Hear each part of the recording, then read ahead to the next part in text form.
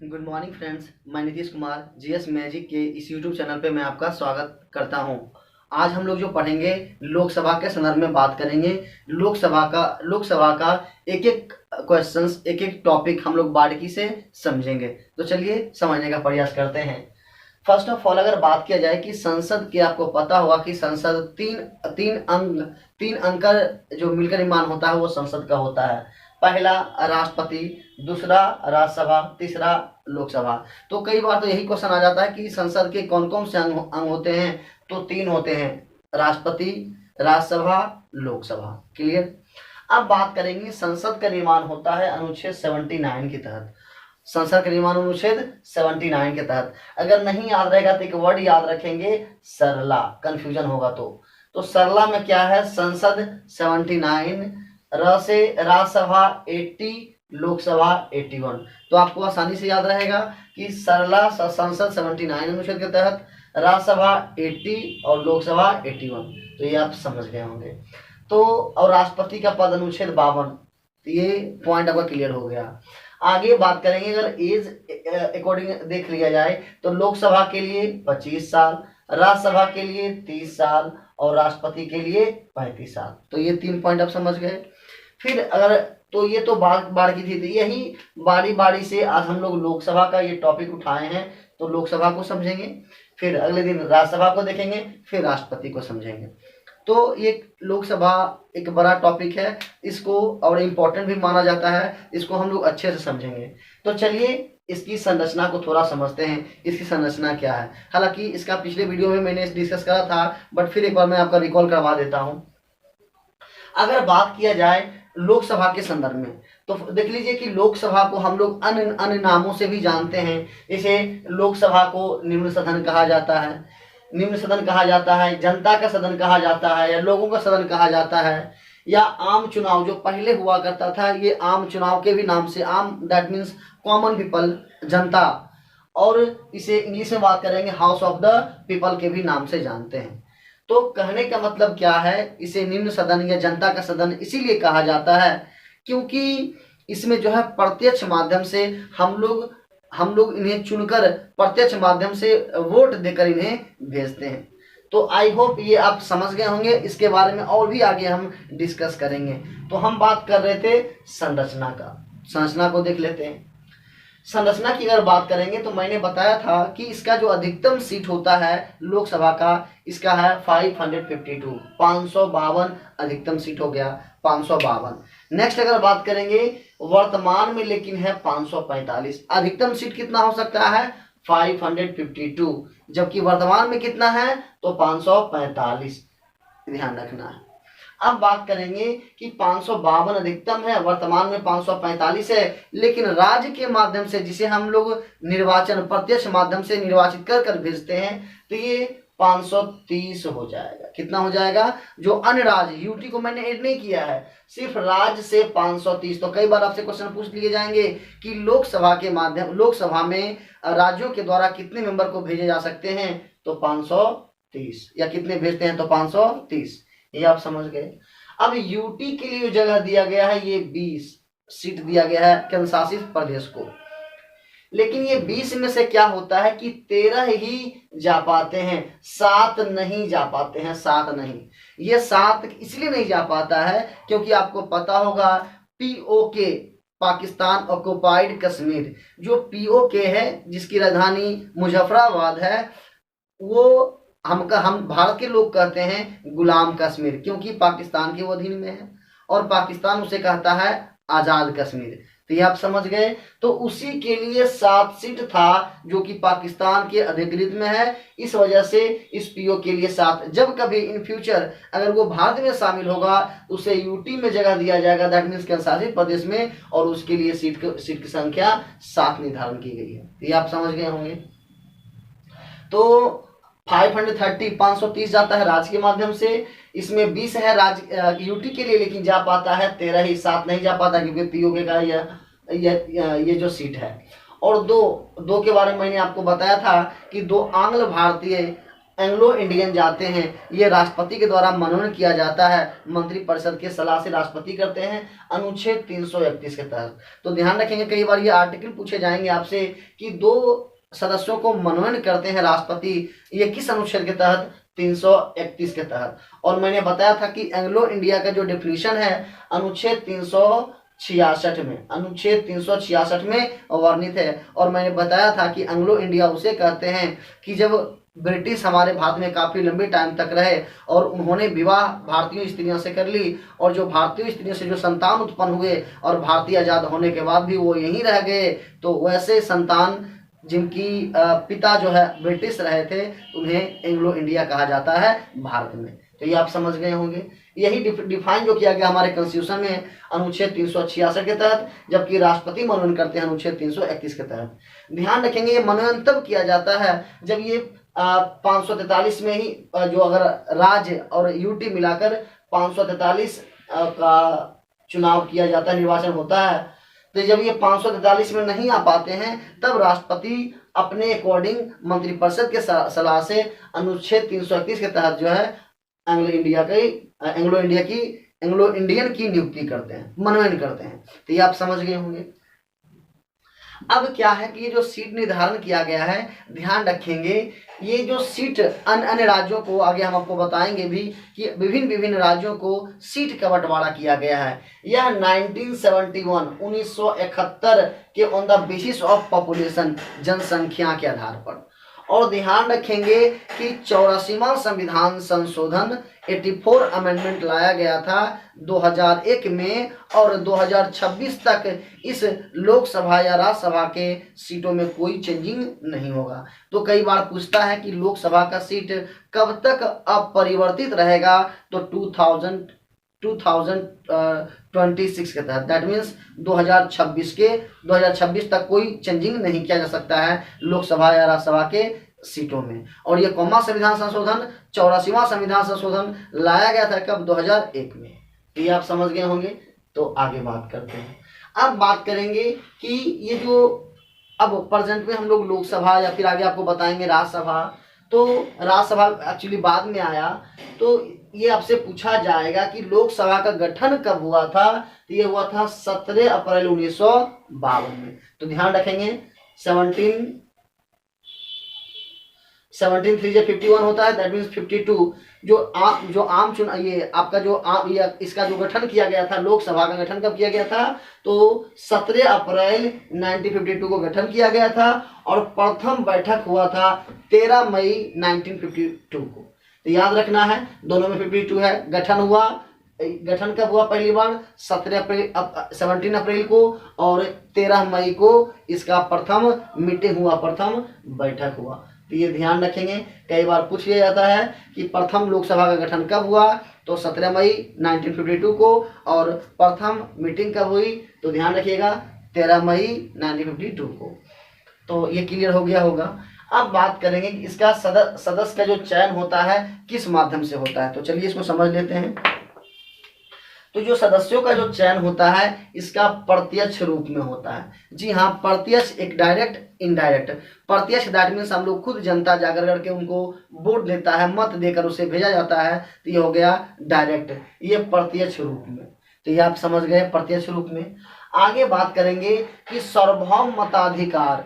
सार्वभौम मताधिकार कहने का तात्पर्य क्या है कि जो हमारे प्रेजेंट में 18 साल या 18 साल से अधिक हैं, वह अगर उनका आईडी, भारत सरकार का आईडी कार्ड अगर बना हुआ है, वोटर लिस्ट में नाम है, तब वो जाकर के वो वोट दे सकते हैं। सार्वभौमिक मताधिकार दैट मीन्स भारत में 18 साल या 18 साल से अधिक हैं, अगर उनका आईडी कार्ड बना हुआ है तो वो मत दे सकते हैं प्रत्यक्ष माध्यम से।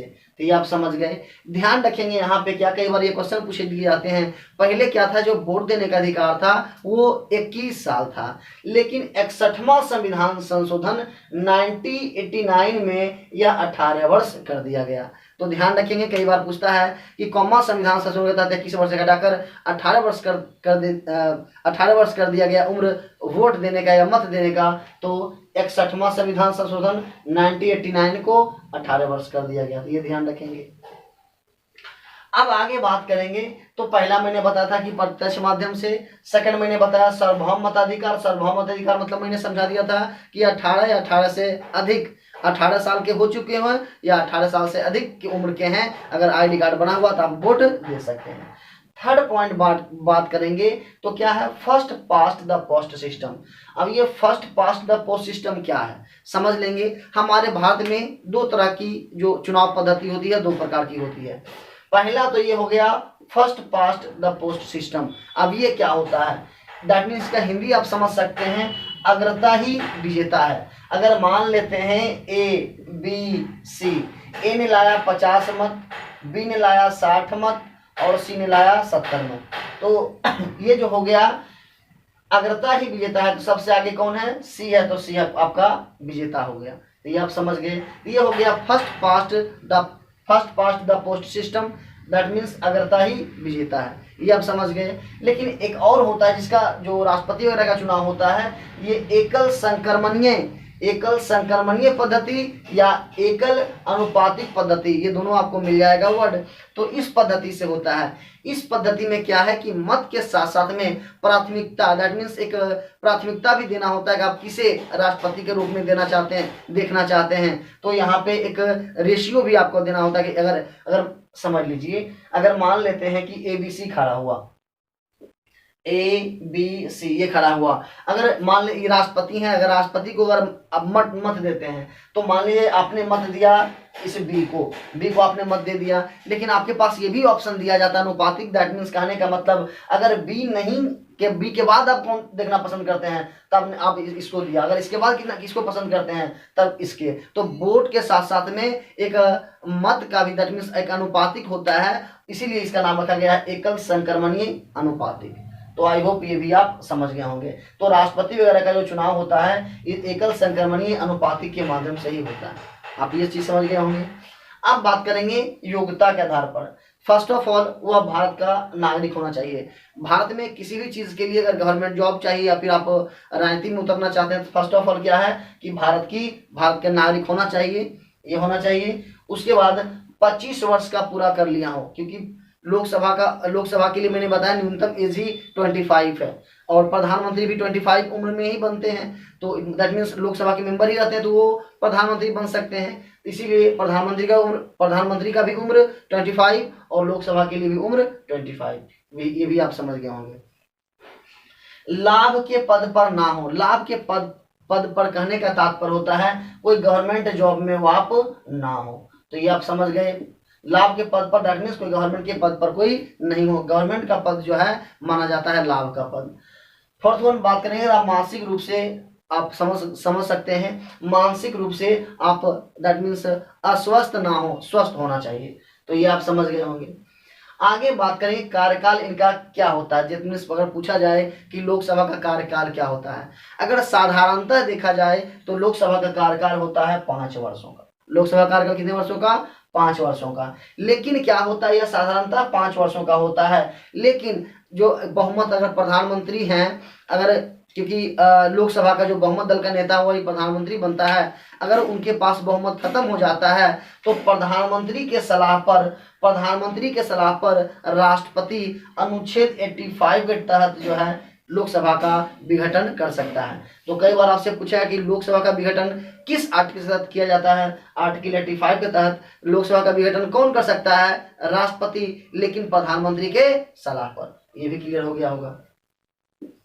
आगे बात करेंगे, देख लीजिए अनुच्छेद 352। अब अनुच्छेद 352 क्या है समझ लेते हैं। अनुच्छेद 352 क्या है, अनुच्छेद 352 इसमें होता है राष्ट्रीय आपात। राष्ट्रीय आपात अब तक भारत में 3 बार लागू हुआ है, जो मैंने कई बार इसके बारे में चर्चा भी करा है। तो राष्ट्रीय आपात भारत में अब तक 3 बार लागू हुआ है। 1962 में पहली बार जब भारत और चाइना के साथ में युद्ध चल रहा था, सेकेंड टाइम 1971 में जब भारत और पाकिस्तान के साथ में युद्ध हुआ था। थर्ड वन हम बात करेंगे तो 1975 में। 1975 में क्या हुआ था कि भारत में आंतरिक विवाद के कारण जो है राष्ट्रीय आपात लागू किया गया था 1975 में। तो समझेंगे क्या तो अब तक राष्ट्रीय आपात अभी तक 352 जो अनुच्छेद 352 राष्ट्रीय आपात लगता है अनुच्छेद 352 के तहत, और अब तक 3 बार लागू हो चुका है भारत में। इसी आप समझ गए। आगे क्या होता है कि जब भी राष्ट्रीय आपात लगता है तो 1 महीने के भीतर संसद से अनुमोदन लेना रहता है राष्ट्रपति को, क्योंकि राष्ट्रीय आपात लगा सकते हैं राष्ट्रपति ही। तो अगर वो राष्ट्रपति अगर राष्ट्रीय आपात लगाते हैं तो उन्हें 1 महीना के भीतर संसद से अनुमोदन लेना होता है। 1 महीने के भीतर, अगर 1 महीने के भीतर वो नहीं लेंगे तो क्या होगा कि 1 महीने के भीतर वो नहीं लेंगे तो लोकसभा के जो मेंबर लोकसभा होंगे वह 1/10 बहुमत के साथ में क्या करेंगे, 1/10 बहुमत के साथ में वो जो है पेश करेंगे राष्ट्रपति के पास। 1/10 बहुमत के साथ में वो राष्ट्रपति के पास बहुमत पेश करेंगे। अगर लोग उस समय सत्र नहीं चल रहा होता है तो क्योंकि आपको पता होगा कि सत्र जो है 1 साल में दो ही बार चल सकता है, 2 से 3 बार ही चल सकता है। तो अगर सत्र नहीं चल रहा होता है तो राष्ट्रपति के पास अन्यथा लोकसभा अध्यक्ष के पास वो पेश कर सकते हैं, तब इसे हटाया जा सकता है। वैसे आपको ये पता होगा कि राष्ट्रपति कभी भी वापस ले सकता है, जो राष्ट्रीय आपात वो लगाते हैं तो वो कभी भी वापस ले सकते हैं। तो आपने ये समझा कि अगर जब भी राष्ट्रीय आपात लगेगा तो 1 महीने के भीतर राष्ट्रपति को संसद का अनुमोदन लेना होगा, और इसे चाहे तो राष्ट्रपति कभी भी वापस ले सकता है राष्ट्रीय आपात को। और यदि लोकसभा इसे हटाना चाहे तो 1/10 बहुमत के साथ में इसे लोकसभा अध्यक्ष या फिर राष्ट्रपति के सामने समक्ष पेश करना होगा, तब जाकर के लग सकता है। तो ये आप समझ गए होंगे।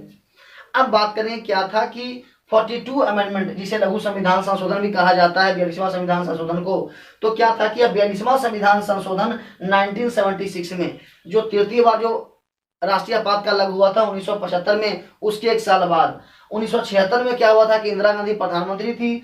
उसी टाइम में जब राष्ट्रीय आपात लागू हो रखा था तो क्या होता है कि 1976 में इसका कार्यकाल हो गया था 6 वर्षों का। जी हाँ, जब राष्ट्रीय आपात लागू हो तो क्या होता है कि इस लोकसभा के कार्यकाल को बढ़ाया जा सकता है। तो ये पहली बार जो बढ़ाया गया था 42वां संविधान संशोधन, कब, तो 1976 में। उस टाइम बढ़ाकर 6 वर्ष कर लिया गया था। और ध्यान रखिएगा कि जब भी राष्ट्रीय आपात काल लागू रहेगा तब वो 1-1 वर्ष के लिए ही बढ़ाया जा सकता है। कई बार पूछता है कि राष्ट्रीय आपात काल के दौरान लोकसभा का कार्यकाल कितने वर्षों के लिए बढ़ाया जा सकता है अधिकतम, तो 1-1 साल के लिए ही बढ़ाया जा सकता है, ध्यान रखेंगे। फिर क्या हुआ था कि 1978 में 1976 में 6 वर्ष कर लिया गया, और 1978 में क्या हुआ था कि फिर पुनः 5 वर्ष कर लिया गया जब मोरारजी देसाई का सरकार था। तो ये आप समझ गए होंगे। आगे बात करेंगे क्या होता है कि लोकसभा का एक अध्यक्ष होता है और एक उपाध्यक्ष होता है, क्योंकि जब अध्यक्ष ना हो तो उसके जगह पर उपाध्यक्ष कार्य कर सके। तो ध्यान रखेंगे जो लोकसभा का अध्यक्ष होता है, जो एज अ मेंबर बनकर जाता है, वही लोकसभा का अध्यक्ष बनता है। यही कारण है कि लोकसभा अध्यक्ष जो होते हैं वह शपथ नहीं लेते हैं। कई बार ये क्वेश्चन पूछ लिया जाता है कि लोकसभा का अध्यक्ष को शपथ कौन दिलाता है, तो वो शपथ लेता ही नहीं है, क्योंकि लोकसभा के जो मेंबर होते हैं उसी में से एक अध्यक्ष चुना जाता है। तो सदस्य के रूप में वो ले चुके होते हैं शपथ, तो फिर अध्यक्ष बनने में वो क्यों लेंगे। तो ये ध्यान रखना है कि लोकसभा अध्यक्ष शपथ नहीं लेता है।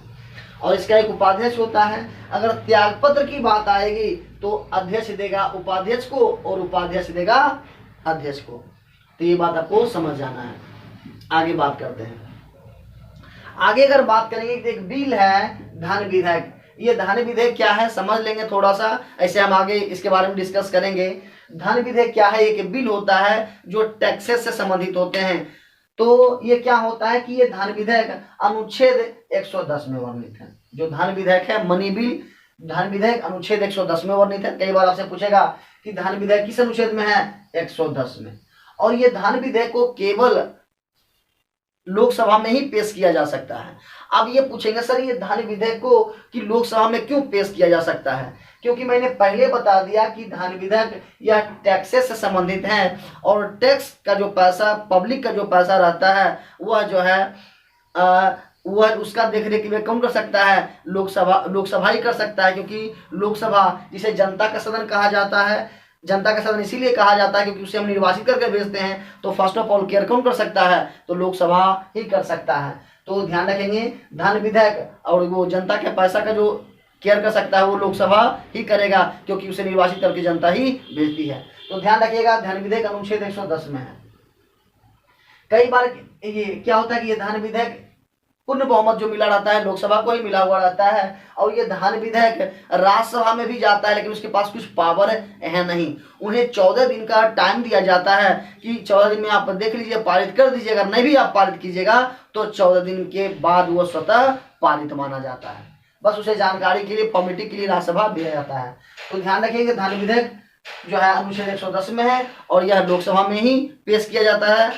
राज्यसभा जाता है लेकिन 14 दिन का टाइम उसे दिया जाता है कि आप पारित कर दीजिए। अगर नहीं पारित करेगा 14 दिन के पहले ही, अगर कर देता है तो 14 दिन के पहले पारित हो जाएगा, अगर नहीं करेगा 14 दिन के बाद ऑटोमेटिक वो पारित समझा जाएगा। तो ये आप समझ गए।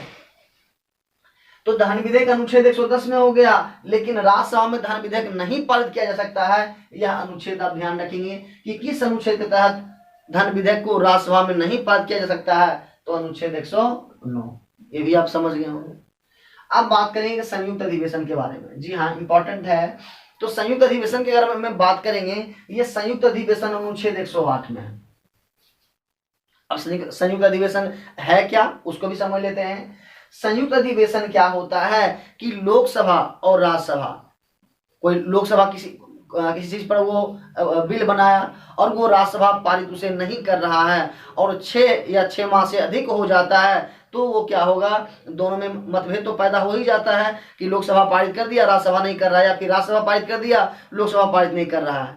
तो राष्ट्रपति महोदय क्या करेंगे, दोनों को जब 6 महीना से अधिक हो जाएगा तो लोकसभा और राज्यसभा दोनों का संयुक्त अधिवेशन बुलाएंगे। तो बुलाता कौन है, राष्ट्रपति बुलाएंगे संयुक्त अधिवेशन। अनुच्छेद 108 के तहत ये बुलाएंगे राष्ट्रपति राज्यसभा लोकसभा दोनों को, जिस बिल पर मतभेद रहेगा उसको सॉल्व करने के लिए। क्योंकि 6 महीना हो गया उसका कोई प्रतिक्रिया नहीं दिया, इसीलिए राष्ट्रपति लोकसभा और राज्यसभा दोनों को बुलाएंगे और कहेंगे कि 108 अनुच्छेद 108 के तहत संयुक्त अधिवेशन बुला लेंगे, लेकिन अध्यक्षता करवाते हैं लोकसभा अध्यक्ष से। अनुच्छेद, यहाँ अनुच्छेद ध्यान रखना है, अनुच्छेद 118 के तहत। आप नहीं समझे होंगे, फिर से समझ लीजिए। संयुक्त अधिवेशन अनुच्छेद 108 में है। संयुक्त अधिवेशन क्या है कि राज्यसभा कोई बिल बनाया या लोकसभा कोई बिल बनाया, अगर उस बिल को पारित करने में राज्यसभा देरी कर रहा है, किसी ने पारित किया, दूसरे वाले क्या उसको पारित नहीं कर रहा है और 6 महीना से अधिक टाइम ले लिया, तो राष्ट्रपति महोदय क्या करेंगे कि दोनों को बुलाएंगे, राज्यसभा को ही बुलाएंगे, लोकसभा को ही बुलाएंगे। अनुच्छेद 108 के तहत उसी को बोलते हैं संयुक्त अधिवेशन। लेकिन बुलाते हैं राष्ट्रपति, लेकिन अध्यक्षता करवाते हैं लोकसभा अध्यक्ष से। अनुच्छेद 118। तो ये अनुच्छेद 118 ध्यान में रखेंगे, जो अध्यक्षता करते हैं संयुक्त अधिवेशन का लोकसभा अध्यक्ष। अनुच्छेद 118 क्लियर हो गया होगा। अब बात करते हैं कि मैंने आपको बताया था कि अध्यक्ष, जो लोकसभा के अध्यक्ष होते हैं, अगर लोकसभा के अध्यक्ष अनुपस्थित रहेंगे तो उपाध्यक्ष कार्य करेंगे।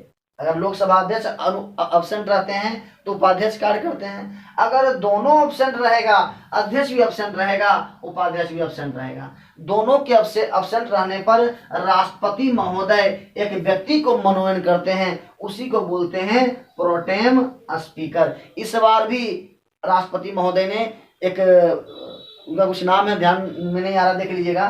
तो राष्ट्रपति किसी अन्य सदस्य में से ही किसी सीनियर सिटीजन को राष्ट्रपति मनोनयन करेंगे, उसको बोलते हैं प्रोटेम स्पीकर। जब तक लोकसभा अध्यक्ष नहीं बन जाता है तब तक ये प्रोटेम स्पीकर जो है कार्य करते रहेंगे। या जो है सबसे बुजुर्ग एज में होते हैं, एज रहेंगे तो एक्सपीरियंस भी रहेगा।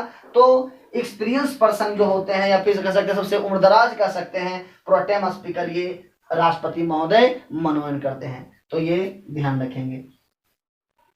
आगे अगर बात करेंगे कि अध्यक्षता की, दैट मीन्स अगर हम लोकसभा अध्यक्ष को हटाना चाहते हैं, तो लोकसभा अध्यक्ष को अगर हटाने की बात की जाए तो क्या होता है कि सभी सदस्य, जो लोकसभा के सभी सदस्य हैं, उन्हें प्रस्ताव पारित करना होगा, तब जाके वो हट सकते हैं। तो आप समझ गए कि लोकसभा अध्यक्ष को अगर हमें हटाना हो तो सभी लोकसभा सदस्य के मेंबर मिलकर एक प्रस्ताव पारित करना होगा, तब जाकर करके ये हट सकते हैं। ये भी क्लियर हो गया। अब बात करेंगे लोकसभा में आरक्षण के संदर्भ में। लोकसभा की आरक्षण के संदर्भ में अगर बात किया जाए तो ध्यान रखेंगे अनुच्छेद 330 के तहत, अनुच्छेद 330 के तहत लोकसभा में आरक्षण मिलता है। कई बार आपसे 331 में मैंने बताया था, दो एंग्लो इंडिया राष्ट्रपति महोदय मनन करते हैं, जबकि अनुच्छेद 330 में लोकसभा में आरक्षण, अनुच्छेद 330 में लोकसभा में आरक्षण। ध्यान रखेंगे जो एसटी शेड्यूल कास्ट जो होता है, अनुसूचित जनजाति, ये हो जाएगा 47 में 47 सीट रिजर्व किया गया है एसटी के लिए और एससी के लिए 84। अब याद किसे रखेंगे कि अनुच्छेद 330 में आरक्षण तो है, लेकिन एसटी तो AK-47 एक बंदूक आता है ना, तो AK-47 तो ST 47 और SC का 84। ये आपको बाय हार्ट याद रखना है, SC 84 ST 47 याद रखिएगा, ST 47 और SC 84। आगे बात करेंगे कि भी किसी भी इलेक्शन में, भारत का कोई भी इलेक्शन होगा उसमें 1/6 मत, कुल मतों का 1/6 मत नहीं लाने पर जमानत राशि जब्त हो जाती है। आपको पता होगा कि भारत में कोई भी चुनाव लड़ने के लिए कुछ नॉमिनेशन के टाइम में कुछ राशि जमा करना होता है। अगर 1/6 वो भारत का राष्ट्रपति का चुनाव हो या पंचायत का चुनाव हो, भारत में कोई भी चुनाव हो, अगर कुल मतों का 1/6 मत आप नहीं ला पाते हैं तो आपकी जो जमानत राशि है, दैट मीन जो पैसा आपने सेक्रेटरी मनी के तौर पर आपसे लिया था, उसको जमानत राशि के नाम से जानते हैं, वो जब्त हो जाता है। दैट मीन्स वो आपको पुनः वापस नहीं मिलेगा। आगे बात करेंगे, एक है कोरम। कई बार आपसे पूछेगा कोरम का संख्या क्या है या कोरम क्या है, तो 1/10 को बोलते हैं कोरम या गणपूर्ति। अब 1/10 कोरम या गणपूर्ति क्या है समझ लेते हैं। फर्स्ट ऑफ ऑल 1/10 जो कोरम या गणपूर्ति है, इसे कहा जाता है कि लोकसभा का जो सदन जब सत्र चल रहा होता है, उसमें कम से कम जो लोकसभा का जो मेंबर है उसका 1/10% होना अनिवार्य है, उसी को कहते हैं कोरम, तभी सत्र चलेगा। अगर 1/10 अटेंडेंस नहीं है, उपस्थिति नहीं है, तो क्या होगा, उसे स्थगित कर दिया जाएगा, इसी को कहते हैं कोरम। तो आई होप कोरम भी आप समझ गए होंगे। अब बात करेंगे 1977 में, 1977 में क्या हुआ। 1977 में एक रूल आया। वो रूल क्या आया कि विपक्ष तभी बनेगा जब कुल मतों का, दैट मीन्स जो कुल सीट, जिसे 545 अगर वर्तमान में सीट हमारा है लोकसभा में, तो उसका अगर 1/10 बहुमत अगर जो लाएगा, दैट मीन्स मिनिमम 55 सीट लाएगा, तब जाके विपक्ष लोकसभा में बैठ सकता है, अन्यथा नहीं बैठ पाएगा। तो ये ध्यान रखेंगे। कई बार पूछा जाता है कि विपक्ष के लिए न्यूनतम कितना सीट चाहिए, कुल ये 545 का 1/10 समझ गए होंगे, तो कुल कम से कम 55 सीट चाहिए, ये समझ गए होंगे।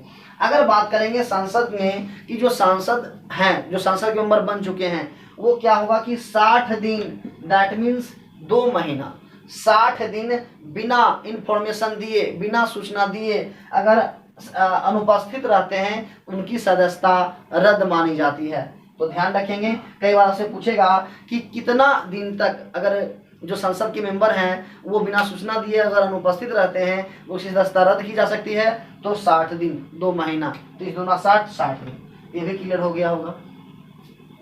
आगे बात करेंगे अनुच्छेद 73 के तहत, अनुच्छेद 73 के 3 के तहत, ध्यान रखिएगा, सॉरी अनुच्छेद 75 है, अनुच्छेद 75 के 3 के तहत मंत्रिपरिषद सामूहिक रूप से लोकसभा के प्रति उत्तरदायी होता है। मंत्रिपरिषद सामूहिक रूप से किसके प्रति उत्तरदायी होगा, लोकसभा के प्रति, लेकिन व्यक्तिगत रूप से पूछ देगा तब हो जाएगा प्रधानमंत्री के द्वारा, क्योंकि मंत्रिपरिषद का जो समूह होता है वह प्रधानमंत्री होता है।